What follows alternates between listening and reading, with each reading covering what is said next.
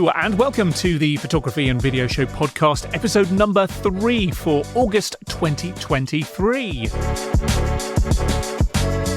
My name's David McClelland, and once again I'm joined by guests from all around the imaging world to chat about what's new, what's interesting, what's intriguing in photo and video.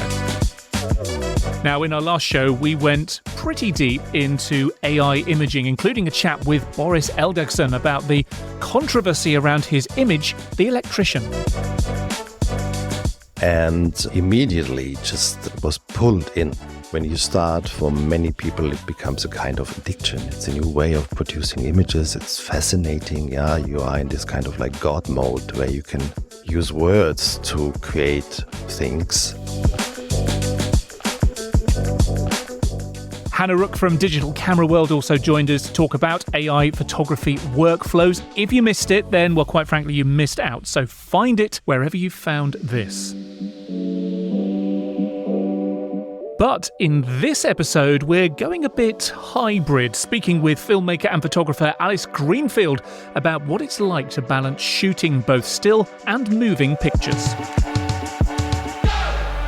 What I would define what a hybrid shooter is, it's someone that can use both mediums as storytelling devices to really create a more meaningful message. That's what I would say. Like, realistically, what it is someone that can operate a photography camera that can do video and vice versa. A lot of people now are hybrid shooters in response to the way the industry is going, but I feel like I've always been one. But first, to chat through this month's news, I'm joined by photography and filmmaking know-it-all, I don't think that's his official title, from Sony, Mark Baber. Welcome to the show, Mark. Hi, David. Thanks very much. It's great to be here. What is your official title at Sony, just to get the lawyers out the way? Yeah, it's Event and Content Marketing Manager. So I manage and look after the ambassador program in the UK and Ireland for Sony in what we call the photo channel. And that's everything to do with cameras and lenses and everything to do with photography and filmmaking, content creation. And I also manage, create and deliver all the consumer events for Sony in the UK and Ireland. And one of the biggest events we obviously work with in the industry is the photography show. And we're already well ahead of planning with that at the moment. So we're very busy at the moment. And the photography show is, I'm sure, where I've seen you more than anywhere else over the years. And before that, you were photographing, doing the creative thing, as I'm sure you still do. But speaking of events, Mark, something happened last month that I'm not going to lie, I'd never heard of before, yet all of a sudden it seemed that everybody I knew, either in the nature and conservation world or in the photography and video world, were there. This is Global Birdfair, and I know you were there as well. Tell me, what is Global Birdfair? I guess the title is fairly self-explanatory, but why is it such a big event for the creative industry? Yes, it's a big event. Previously, it was the Bird Fair held in Oakham, Rutland Water, on a massive scale. And when COVID hit, as we know, everything changed. And the organisers of the Bird Fair, Tim Appleton, came back with the Global Birdfair on a smaller scale. And as soon as we knew that was happening, it was one of those events in the calendar that we had as well as the photography show, had a great opportunity to meet and talk to like-minded photographers, filmmakers on a big scale, but really dedicated towards wildlife. You see a lot of companies coming over from all different parts of the world to talk about what they're doing from a conservation perspective, and guides and holidays and all those different things. So you then have retailers there and sponsors, and then brands, manufacturers, camera brands. So there's a huge amount of camera manufacturers and optic manufacturers there to show their products and showcase all their technology. So something actually Sony never really engaged in the past. And when I joined Sony from Panasonic many, many years ago, I felt it was an opportunity for Sony to attend. And we've grown with the show and the organisers, and we are now one of the sponsors where we have a platform to talk to customers about our new cameras and lenses and so on, but also to test all the technology. So it's a key event in the calendar for us, and likewise with other manufacturers. And I guess just the nature of taking photographs of wild birds, this is the kind of use cases that really put camera equipment, whether it's the camera bodies or the lenses, autofocus systems, and indeed the skills of the photographers. It's one of the ultimate tests for them, isn't it? Absolutely. In terms of what the common things that people talk to us about when they're there, autofocus speed, ISO performance, low light, and as we're seeing with a lot of consumer events and the way our product categories changed actually over the last few years, more people moving to video. They're not afraid of the red button. And this is a very traditional, and the rest that goes with that, obviously. But there are more and more people creating content in all different genres of photography, and this dedicated to wildlife is one of them. And Rutland Water is but a hop, skip and a jump from where I am in the East Midlands. It's a beautiful, beautiful place. I used to go there on school trips as well as a child. So, yeah, hopefully I'll make it over there next year. But for now, how about we dive into some of this month's news? It's the summer, although I don't think it was particularly summery at Global Birdfair. Some call it the silly season, some call it the news desert, but there have been plenty of interesting news nuggets dropping this month. Let's sift through some of them right now. Something we can't ignore, of course, is major new camera and lens launches from you guys at Sony, the A6700 and the 70-200mm f4G2. If it's okay with you, though, Mark, we'll save that for part 3 of the show. Instead, let's follow up on an item that we covered fairly extensively last month, which is all around AI imaging. Now, I teased a little bit about what we spoke about with Boris Eldagson earlier, but even in the last few weeks, this whole thing's moving so quickly at the moment. Some of the best known tools that anyone who's curious, as well as those who are beginning to use this stuff professionally, these tools for AI imaging are being given some pretty major spec bumps. So, Stability AI, the makers of Stable Diffusion, released Stable Diffusion XL or SDXL 1.0. Its next generation AI image synthesis model. Stable Diffusion, it's open source, and this is all a bit confusing coming into it fairly cold. But Stable Diffusion XL, open source, and those who know what they're doing can download it from GitHub and train it on their own datasets to create specific flavors of imagery if they want. But it's also available, and this is how I think most people have used it so far. You can also use it through consumer-facing apps like Dream Studio. As before, it takes in text prompts, turns them into images, but now with even greater detail, higher resolution, fewer words required in your prompts than in previous versions. And this bit's really interesting, I think, the ability to render hands better, and it also has advanced text generation and legibility too. Also, images have been leaked online of what we think is DALL-E 3. Now, DALL-E 2, that's been around for about a year or so, I guess, alongside Stable Diffusion and also Midjourney. And it was these that really kick-started this generative AI momentum, this groundswell bubble, you might call it, but I think it's a bit more than just a bubble.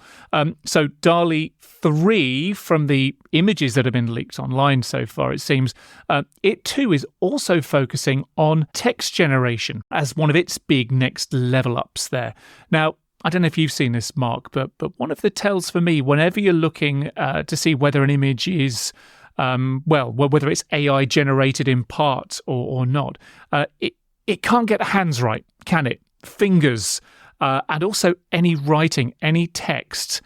You kind of gloss over it when you're looking at an image, but when you go to read it, you realise that it's just an AI garbled mess rather than any actual words. And it's these areas now that tools are really starting to refine their output. On the one hand, from a creativity point of view, I think that's great. On the other hand, for those of us, like many people are, of course, have concerns about the lack of control, the ethical issues around this, around not being able to tell whether an image is AI generated or not. Maybe this was these innovations, these latest versions, are where it starts to become even more of a concern.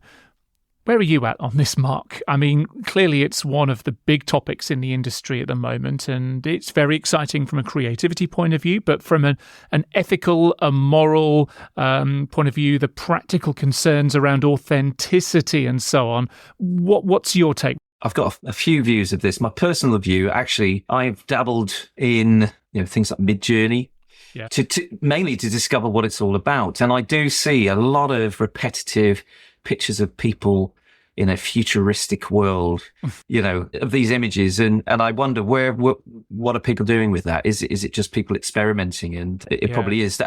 Believe me, I haven't tried that, but having a very basic knowledge of it, what then has come along like Adobe Photoshop Beta with generative fill. And again, in my very limited knowledge, using that technology to help me, because I've got very limited editing skills. I don't spend enough. I try and get as much as I can right in camera as I can.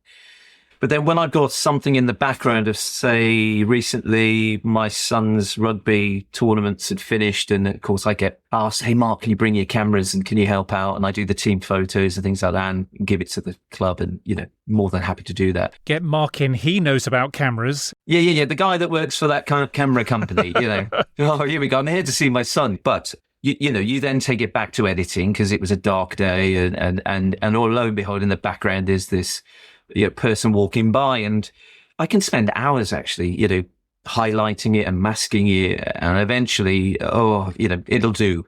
Well, actually not anymore. And this is how I've discovered, things like AI in editing software, and it really has helped me. And of course, I'm influenced by others like we all are. And one person in particular, Glyn Dewis, who's done a huge amount actually of little snippets. So I don't have to sit through 45 minutes. I don't have that time. So in those little snippets, I can pick up the basics, and it's actually helping me. And I'm only just scratching the surface.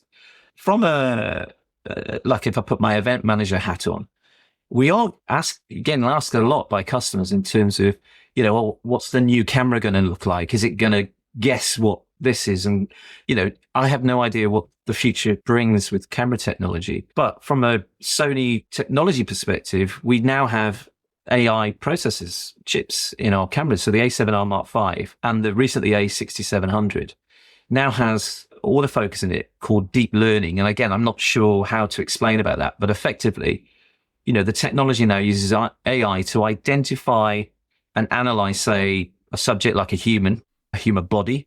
It can take in the neck, the arm, the joints now instead of just a head. It'll see a subject, and then once it's identified all that, it will then know that it has to improve the consistency and the accuracy of the autofocus. Whether you're a landscape photographer or a wildlife photographer, having an AI chip in a camera, whether it's full frame APS-C, is there to help you improve something like autofocus. And for me, it's not a buzzword. It's definitely something that can enhance photography, but not replace it. No. I think that's the worry. I think you're right. I think there is a lot of buzzwordery. I may have just invented that word. Buzzwordery around about AI and things that we weren't previously celebrating as AI all of a sudden because the marketing team thinks there's an AI angle on it. Then, yay, we can call it AI.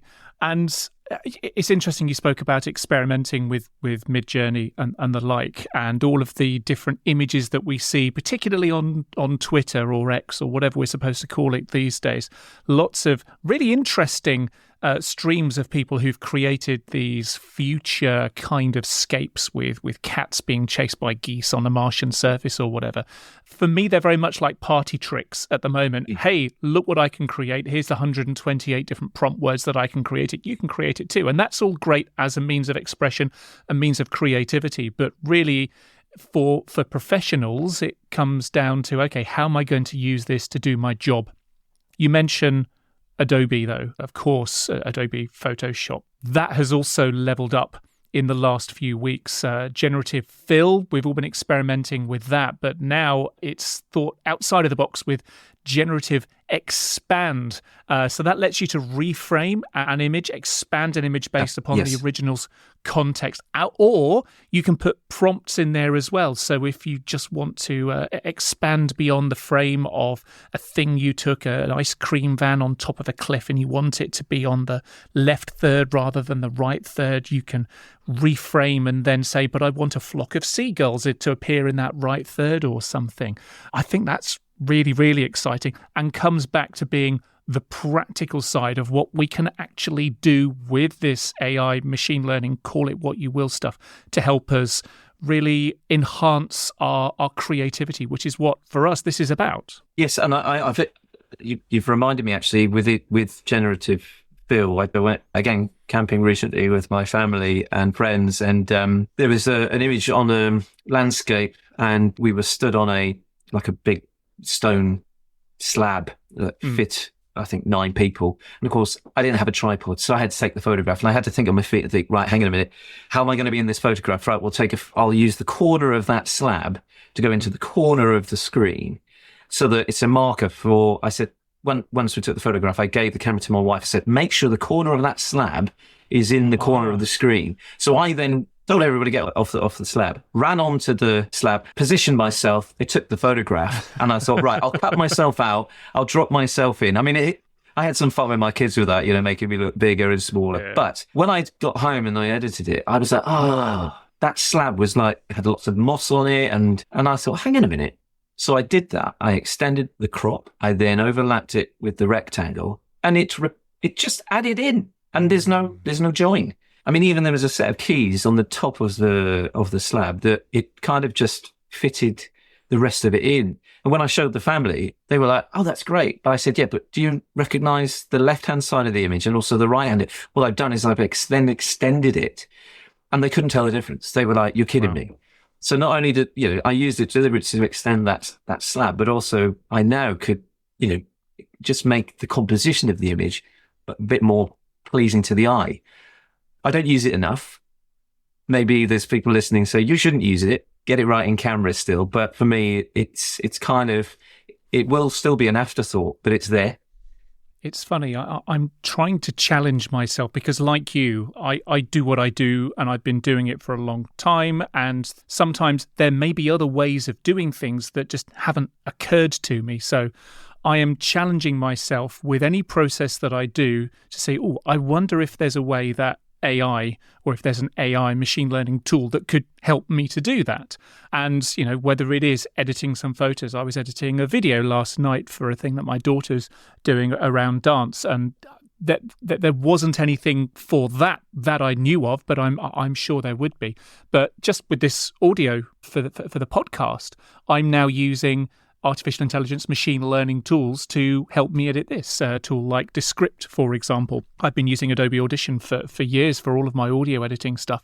But actually, now that there is an easily accessible tool that does all of the transcription for me, can remove filler words, can remove gaps, can add natural sound, all Amazing. With a click of a button. And although I haven't used this, I need to get my own head around this, I can also use it to take a voice print of me, not you, but me as the host and as the subscriber to the service. And if I say something wrong, like the number 8 instead of the number 7, or I just stick the wrong word in there, it can recreate my correct sentence or my correct That's word. Impressive. It's really impressive stuff. So I'm, like I say, just challenging myself to find ways to use AI in these processes, just so that I can keep on the front foot with this stuff and remain as competitive, as efficient as I can. That's a really good point, because I think whilst we were all working from home, COVID, I'm in my shed now where spent most of my time. That's all we had was time, obviously working, but time to learn and continue to learn. And I think since then, and we've gone kind of back to normality. Yeah, if you're not in touch with what's going on, you can be 2 years behind almost overnight. And I'm like you, I kind of, even though it's there and it may not benefit what I'm doing, actually there could be something else like you've just mentioned there. I wasn't aware of that AI technology. So that's going to make me go off and research a bit more as well for future content creation. So yeah, I suppose the message there is keep up to date with what's going on. And you have to make a bit of effort to do that. And that just comes through, like I say, for me, challenging myself. This video that I'm editing, this project that I'm embarking on, this green screen thing that I'm doing, is there a tool that's going to help me do that a little bit better, a little bit more efficiently? And of course, it might slow you down the first time you do it because you're learning something new and having to work out if it works for you. But in the long run, the thinking is that this is going to speed us all up. Time now to hear from today's guest. Alice Greenfield works extensively as both a photographer and a filmmaker. So I started off by asking her what her definition of a hybrid shooter is. What I would define what a hybrid shooter is, it's someone that can use both mediums as storytelling devices to really create a more meaningful message. That's what I would say. Like, realistically, what it is someone that can operate a photography camera, that can do video, and vice versa. A lot of people now are hybrid shooters in response to the way the industry is going, but I feel like I've always been one. So my name is Alice Greenfield, and I'm a filmmaker and photographer from the Isle of Wight, which is a small island in the south of the UK. I run my own production company called Adrift Visuals, and I run my own Instagram account as well, Shot by Alice, which is where you will see a lot of my work. I've been a freelancer and a business owner since just after lockdown. I've got a kind of history in the industry working for different media production companies in London and beyond. I'm what I would call myself as a sort of hybrid filmmaker and photographer. So I do a little bit of everything. I love to edit. I'm a colour grader, I love sound designing, everything like that. And most of my work is based in the outdoor industry, so working with adventure brands, sport brands, and pretty much brands that want to connect people with nature and get people outdoors. If you look at my Instagram or any of my work with Adrift Visuals, our main aim is to reconnect people with nature, get them outside, and through a lot of my landscape photography, my main mission is to allow people to be inspired by the natural world. I actually studied cinema and photography as joint honours back at university. I graduated from Leeds University in 2015. I took that course because I couldn't decide which one I wanted to do, photography or video. And at that time, there really was this idea that you kind of had to specialise in either. And I knew that photography was a big passion of mine, but it wasn't necessarily a good moneymaker. That's what my lecturers told me anyway. And then in terms of going down the cinema route, I was given the kind of journey, the passage would have been to, go and be a runner in a film studio or a production company and work my way up really slowly to be a camera trainee or a focus puller and then get to the top. Yeah. So at the time, social media, people had Instagram, but they were taking pictures of their food and putting it up, and there wasn't really anything more than that. And there wasn't even a way to put video on Instagram. I always thought that if I was going to show my work, it would be in a gallery or in a photo book. So Instagram really, or social media, let's be a bit more broad, really wasn't a horizon for me because it wasn't a place to have a career or make money yet. So I did both because I wanted to keep my options open. And since 2015, as we've seen, the industry has changed so much that I can give both these skills, photography and video, to different clients around the world and I guess make money, but also make interesting storytelling where photography and video can be combined to help a brand bring out a message, or even for my own sake, I want to be able to capture stills and motion at the same time. So I can offer that to clients. A point that you made that I think is really important, whether you're taking stills, whether you are shooting video, whether you're shooting short formats, you're telling a story. You are using whatever tools, whatever medium in which you or your client wants to publish. At the end of the day, you are trying to tell a story, and that is the most important thing. Would you go along with that? 100%. Storytelling is at the heart of what we do, and I always say to people that it's really not about your equipment. It's about being able to have the knowledge to choose the equipment that's right for the moment. And if whether that's all you've got is your iPhone in your back pocket and you have an impulse to tell a story, that's the right camera for you because you've got it with you. So For me, I really like the challenge of incorporating photography and video into a brand campaign because there's not many people like me, and that does sound odd, but we do have in the industry people who go down the photography route and they're like purist photography or into serious filmmaking. And I know cinematographers that don't even in a way know how to use a mirrorless or DSLR for photography purposes. They keep to their own. They know, back to the idea of, jack of all trades, master of none. Yeah, they know that they are skillful in that area and then they stick to it. But I've been, again, greedy in the fact that I really just want to tell stories and I've not really known how to do that. So I've just experimented and I've just kept that going. And now there's obviously a need for my skills because of social media, and I've just gone with it. This is perhaps an unfair question to ask you, but if I was to ask you if you were film first or photo first, what would you say? So hard. I started shooting as in photography analog, and that was my first exposure into... On actual film? Yes, yeah. So wow. I had a fantastic teacher at A-level, which is, for anyone that doesn't know, is when you're like 16 and 17, you're doing your, like, just before you go to uni or college, you specialise in a couple of subjects. And I did photography, and my teacher at the time wouldn't let us touch a digital camera until she believed that we could master these Fujifilm 35mm analog cameras. And then we had to process as well. So we processed everything we took in black and white in the dark room.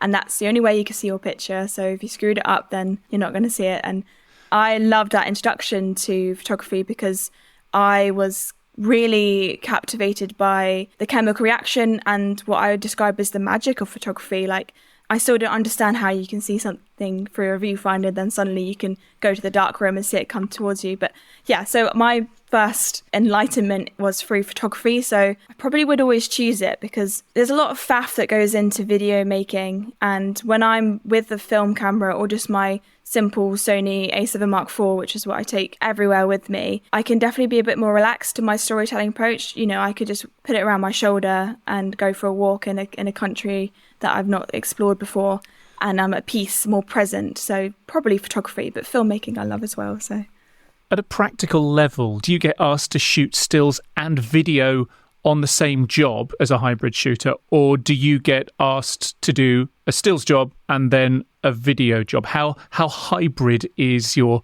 hybrid shooting role, if you know what I mean? So it really depends on the client. I get a lot of the time where someone comes to me wanting both, but not really understanding why, but they just know they need both. Like, we know that we're at the mercy of what social media platforms are doing, and for eyeballs to see content, you've got to stick to the algorithm and understand what's trending. So they know that the video at the moment is the more powerful format, but they know that pictures used for outside of social media is essential too. So I get clients usually coming asking for both. And that's a kind of the start of a journey of like communicating what they mean by both and how they actually want to, you know, make that happen, and trying to just educate the brand or the client, like saying, I can do both, but one will have an impact. If I am the only person operating a camera and I'm the only person there capturing, there will be a juggle, but it is doable to capture both video and photography.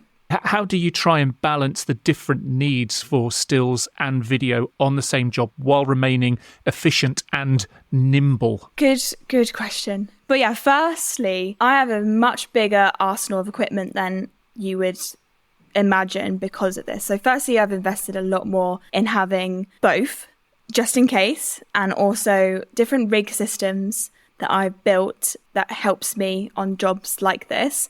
But when I've been asked to do a job where it's just going to be me, and I know that I'm going to be, for instance, capturing enough video for a 30-second like small video, like a cut down or an Instagram reel, and let's say 10 to 15 images, before anything, there is a lot of pre-production that I think is like essential, which is like basically talking to the client and like managing their expectations of what we can capture on the day, and having obviously a deliverables list is essential for that, knowing they know what they're going to get out of the day. And once that's decided, that's when the equipment packing begins. The client doesn't necessarily need to know what I bring as long as I bring it. There are some shoots where, for instance, if they really want a POV shot, maybe I'll bring a GoPro, or there's a drone involved or something like that. So that's another conversation to have the client, because these different levels of equipment come at different prices as well. So when I'm doing social media stuff, I will also ask this client if they want some things shot vertically. And that's a whole another topic we could talk about, David, for like another 20 minutes. But that's another thing to think about. So I've built rigs that can allow me to shoot hybrid and vertical and horizontal. And I've loved building them, and I probably should make more content about how they're done. But basically, the Sony A7 Mark IV has custom presets, and that has changed everything for me. So I can flip from photography mode to video mode really quickly. I can tell the camera that I want to flip to 50 frames per second in log, which will be for any like high speed moments. For instance, today I was shooting on a sailing yacht. They wanted both video and photography done. It was raining, it was very swelly, there was huge winds, and there was salt water everywhere. So I had in my mind the idea that I needed to also keep my equipment safe. I didn't want to be switching lenses. So for instance, yesterday I had the 24-70 2.8, the Sony one, the G Master. It kind of gave me everything I needed. It's a 40-foot yacht. That sounds really big, but you're confined to the cockpit, which is the back of the boat, where most of the action's going. So I didn't need anything longer than 24-70 mil. But I was able to basically switch between these custom presets pretty quickly. One of them, for instance, if I was doing audio, set to 25 frames 4K, and then all my different microphone like gain and everything that sorted as well. But in a way, that's the easy part, because a lot of the time it's all dependent on the light. What was really difficult over the last week, which is on this yacht, is that it's been really bad weather in the UK. It's been really dark and moody. We haven't had any nice light. My sunrise shoot this morning just didn't happen because it was like too windy. So like it's just been a horrible mess of weather. But on the boat, I use NDs, and I've used the Polar Pro Peter McKinnon ND 2-5, which has mist and non-mist. I've got both. I use them religiously. They're brilliant. And for this one in particular, because it was actually almost a little bit too overcast, but white and bright, and the boat's white, that it's too much not to use it. I was taking the ND on and off the whole time. And like, this is where the hybrid shooting is like a problem. It's difficult, it's annoying, and I don't know the answer because I want to use an ND to have the correct settings for video, but then if you can imagine, if I'm shooting 50 frames per second, that needs to be 1/100. You have to the 180 rule. 1/100 on a moving boat for an image, a photography picture, isn't going to be sharp because everyone's moving, unless you want that look, a slow shutter look. But I then have to quickly change the settings, which slows me down. So there are still things that I need to get right. You work outdoors, sometimes in challenging, in risky environments. Tell us about what it's like to be working in these challenging environments, making sure that not only your equipment stays safe, but making sure that you stay safe as well, yet aren't inhibited in your ability to capture whatever your brief needs. I've only been able to take those risks from like years of experience of not just camera operating, but I wouldn't get on a yacht to film if I hadn't been sailing all my life. I wouldn't get in the water with underwater housing if I hadn't been paddleboarding or surfing or swimming my whole life. So like a lot of the conditions that I put myself in, I'm there because I'm comfortable. I didn't do it just because of a job. I've just naturally, I'm a water baby. I love the ocean. I love sailing. But you have got to look after yourself. I'm completely happy to push myself to the limits, but you can do a lot more than what your cameras can do. So working with saltwater has been a interesting journey. Our cameras are very weather tight. The A7 Mark IV I'm going to be taking to Greenland next week, and they're so hardcore. But as soon as saltwater is involved in any bit of technology and batteries, it's kind of game over. There's no real camera that's completely robust enough to withstand all that. Like underwater housing is obviously a must. So I just make sure I clean everything thoroughly. For instance, when I was on the yacht, I had more stuff to assist me with the conditions than I had equipment. So I had basically, it's like a glorified plastic bag that can go over the camera. I took 3 with me. A towel, water wipes, cleaning kit, sprays, a whole box, Pelican case, which is weather tight. I bought things to secure it all down. I wrapped more tape around the different fans or extra holes. I wasn't using any external monitor because they're really not weatherproof. So I taped up everything. On my top handle, I put a load of electric tape around it so it wouldn't slip if any water did get on it. That's just not even the camera. On the camera, I had a UV at all times, and then the ND, which I would rather the ND break than the lens break.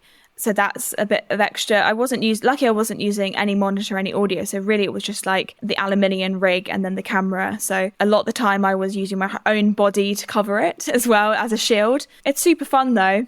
It's not for everyone. I bet. I love it. Yeah, Yes. I like being put on the edge of things. So I have 2 underwater housings for the A7 Mark III and the A7 Mark IV. I'm actually looking at getting one for my Red Komodo, which is a different brand. But the ones I use for the Sony's are Sea Frogs, and we all know Aquatech. Those are the 2 like more consumable companies that make the housings. And with that, really, the only difference is that everything's getting wet anyway. So I wear a wetsuit. There's a huge amount of, the packing list goes on. I've made several videos about what is needed, but your housing is there to protect the camera, but you have to look after the housing so well in order to trust it that it's going to like not leak. So there's a whole process before and after of making sure that the like silicone O-rings are like lubricated enough that they won't allow water to drip through, but then are still limber enough to be able to open and close them. There's elements on there that are made of metal, so you've got to be looking after the rusting. There's always rusting potential of anything to do with saltwater.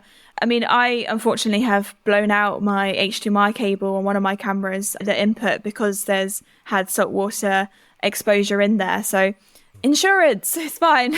Just insuring it. The stuff with the underwater housing, again, is really fun, but I hybrid shoot in there as well. So these presets that Sony can give me on the top of the camera is brilliant. The sea frogs housing, the exterior replicates the exact buttons on the camera, so you have complete manual control. So I can still flip to my custom presets whilst in the water, which is really great, so I can do photography and stills and video at the same time. But with that, you're pretty much shooting blind, and I think I'm like really like comfortable with that, because when I shoot film and analog, I'm shooting blind anyway, so you can't review. So when I'm in the water, I never am able to really look at the viewfinder. I've just got to like go back to the old school days of realizing that, okay, this person's 2 meters from me. I'm not on a rangefinder, but I can hold the camera, like I know that where I'm going to hold it depending on the focal length of the lens, and you're kind of guessing. But that's really like fun. But you can get better housings. You can get housings that have a complete underwater cage for your monitor. So when we see like, you know, the experts doing it, the BBC wildlife filmmakers who are swimming with orcas, they have like,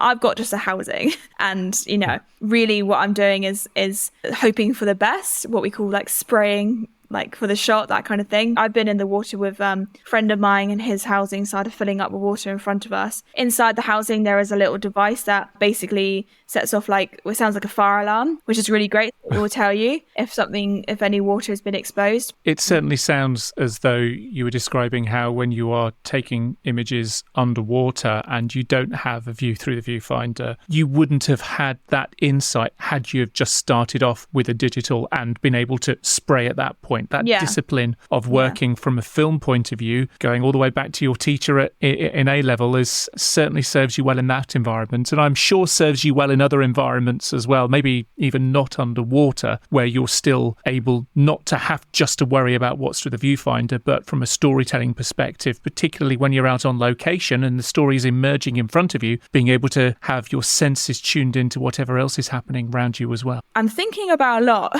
There's a lot to think about, but I guess the years of my like training and wanting and having this desire and like greediness to want to know everything about photography and everything about cinema and then all the equipment helps bring together this like I can do hybrid, because I've just been able to soak up everything and learn as much as possible, and I'm just a tech head really. So if I have a bit of equipment, I'll learn everything about it, because I know that in a sticky situation, when I'm underwater and there are animals around me or there's someone surfing above me that could hit me in the head, I'm not going to be thinking about the technology really.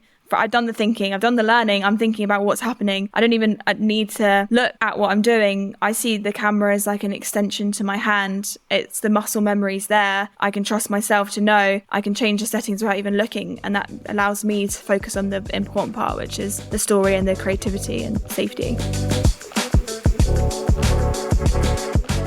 Some really interesting insights there from Alice on the realities of working as a hybrid shooter and also working in challenging conditions, particularly at sea. We'll put some links to Alice and her work in the show notes.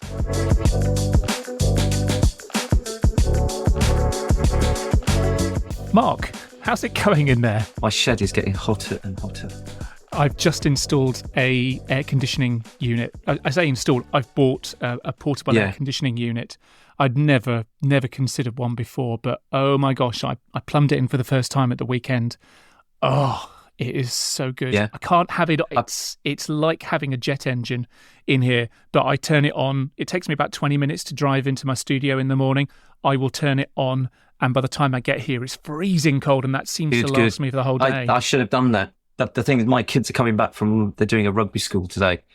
Oh. So my son's coming back with his mates. So I've said, do not come out in the garden. So I've got all my windows closed. So if I start to go a little bit red, it's gone up 3 degrees. It's 26 degrees. Oh, crikey. I'm 23 and I'm I was 23 when I started. It's all the hot air that's coming out. Speaking of hot air, Mark, earlier in July, Sony held an event to launch some new gear, didn't it? And it's certainly been a busy few months for you guys on the launching stuff front. So first of all, let's talk about the A6700. Tell us what it is and who it's for. Yes, the new A6700. It's been a while since we brought out a new APS-C model.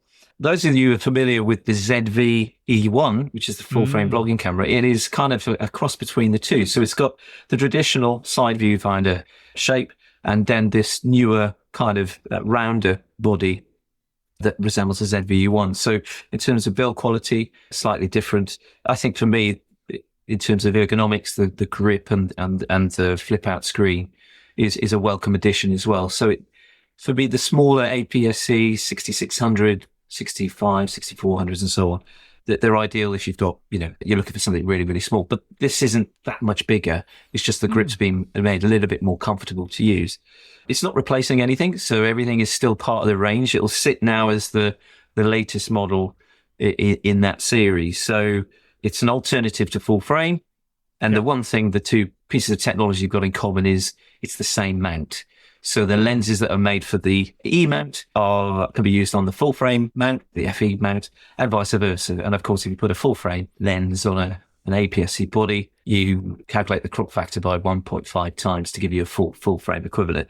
So it's a really, really good model, 26 million pixels, and a good addition to the new Sony family. So you say it's not replacing anything. What differentiates it? Why would you go with a 6700 versus an FX30, for example, or versus one of the ZV cameras? Yep, it's a good question. The FX series is following the cinema line route. So we're talking FX3, FX6, and so on.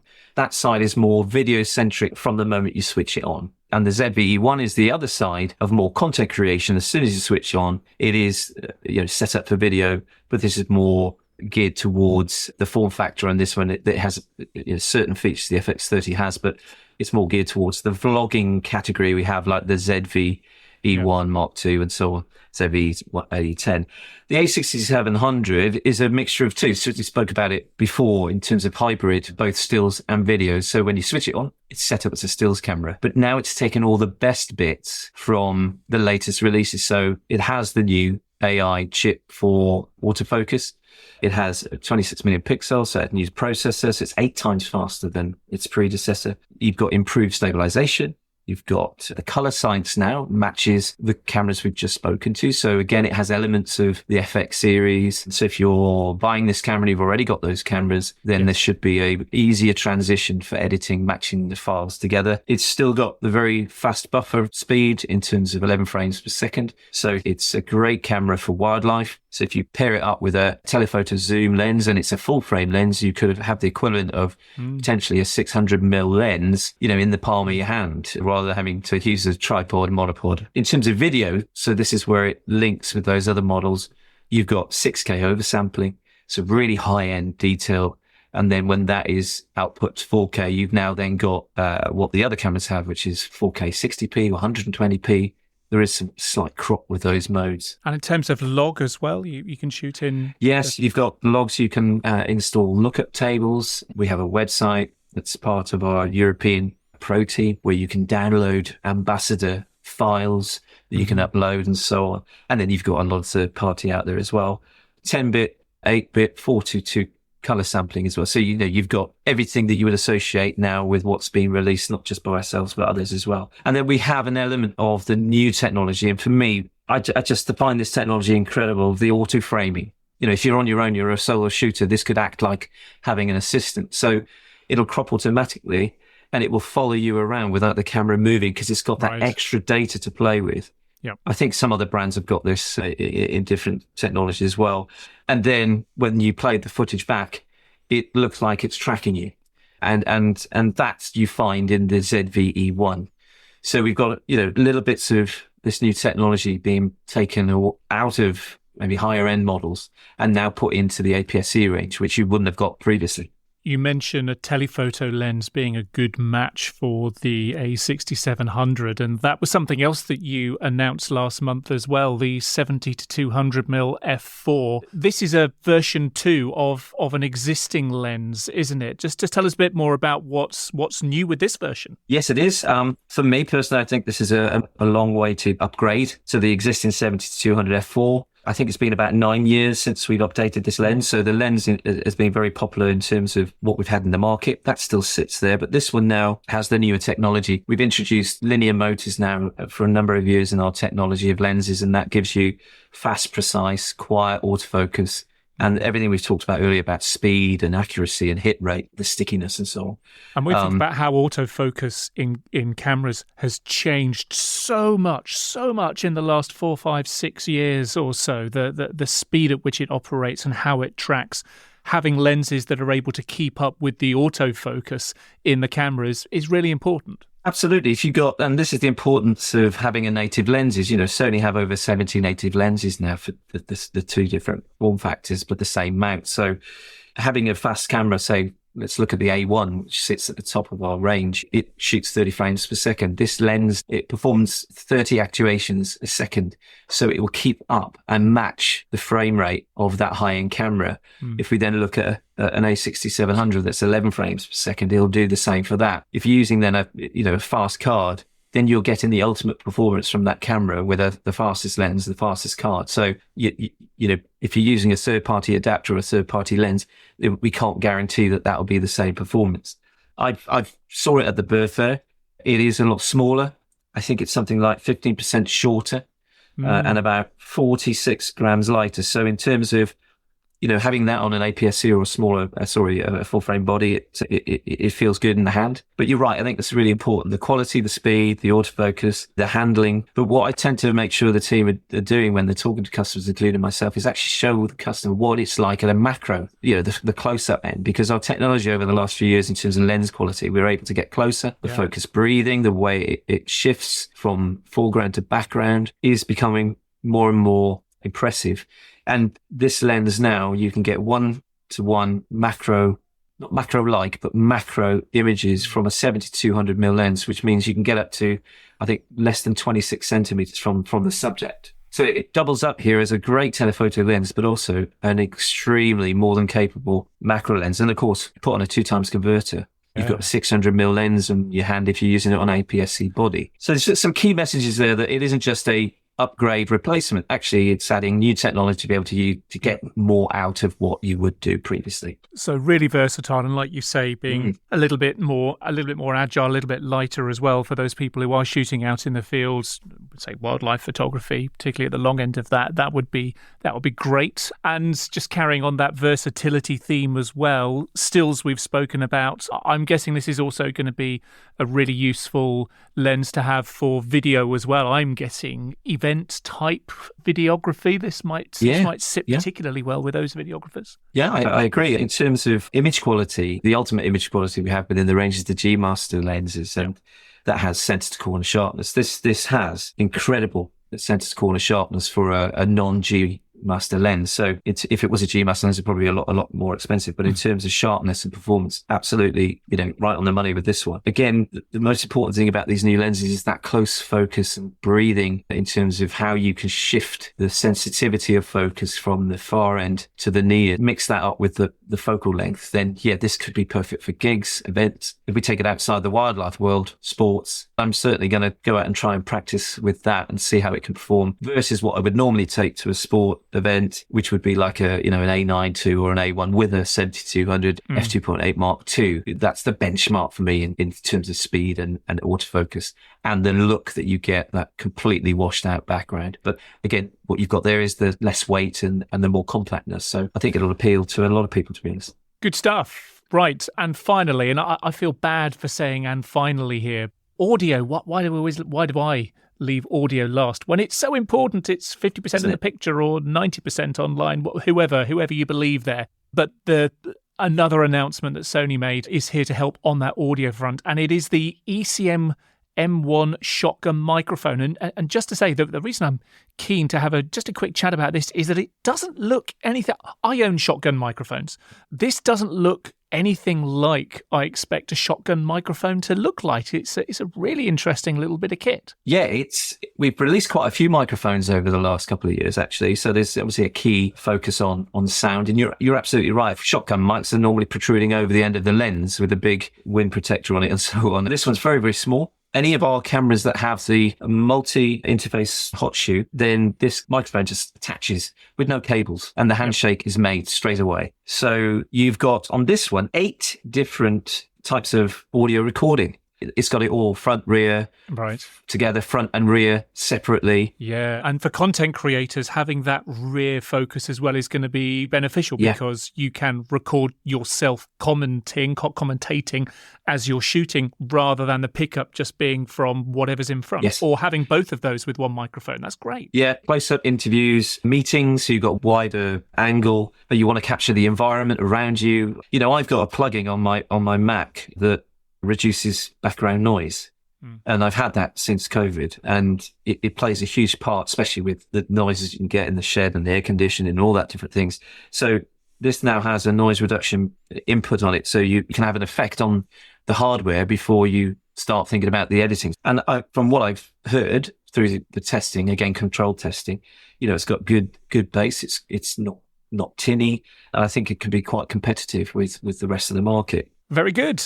Right, that's almost all for today. We'll be back on the first Thursday of next month for more of the same. Plus, we'll have some big announcements about the in-person photography and video show that takes place at the National Exhibition Centre in Birmingham, England from the 16th to the 19th of March 2024. Big announcements. Stay tuned in the September issue. Pop on over to photographyshow.com to find out more about that. If you enjoy what we do here, then listen, please do hit subscribe, leave a review, tell your friends, fellow photographer, fellow videographer friends. We're still a new podcast, so every little bit of love really does help. And if there's something that you'd like us to talk about, you'd like to hear more about, someone you'd like us to talk to, then let us know. Drop us an email at thephotographyshow@futurenet.com, on Instagram at thephotographyshow, on Twitter at UK Photo Show, and we're on Threads now because that's a thing now. Who knew? At The Photography Show there. Get in touch. We'd love to hear from you. Mark, super to have you here this month. If people want to keep up with what you get up to, where can they find you online? Well, mainly on Instagram at Mark Baber Photo. Just kind of run out of time in terms of Twitter. I used to post quite a lot there, but I just don't have the time to do it. So if I'm doing anything, then it's at Mark Baber Photo on Instagram. I think most people are running out of time, or maybe running out of patience with Twitter or X these days. Good stuff, Mark. Listen, thank you very much indeed for joining us. Alice, thank you for joining us as well, and thank you for listening in. We'll see you next time. Bye-bye.